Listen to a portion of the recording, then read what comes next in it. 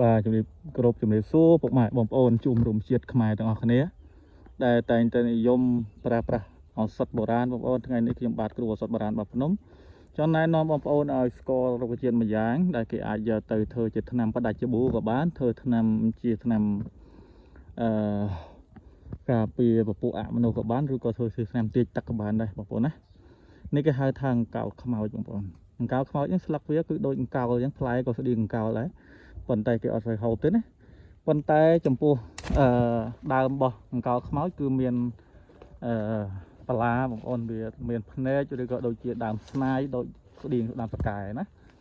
បាទមានភ្នែកចេះបងប្អូនណានេះហាហ្នឹងហើយដើមអង្កោលខ្មោចបងប្អូនហើយចំពោះស្លឹក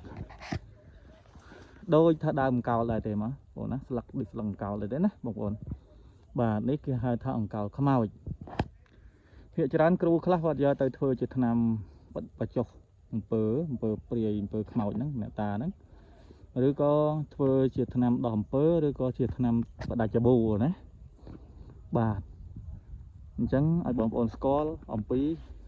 រុក្ខជាតិគេហៅថាអង្កោលខ្មោចស្លឹកដូចអង្កោលអញ្ចឹងបងប្អូនណាប៉ុន្តែស្លឹកអង្កោលរាងក្រាស់អង្កោលឆ្អាបយើងរាងក្រាស់ប៉ុន្តែអង្កោលខ្មោចរាងស្ដើងស្លឹកណាបងប្អូនបាទហ្នឹងហើយស្លឹករាងកម្ៅប៉ុន្តែចំពោះស្លឹកអង្កោលខ្មោចរាងបៃតងសបន្តិចណាបងប្អូនណាហ្នឹងហើយអញ្ចឹង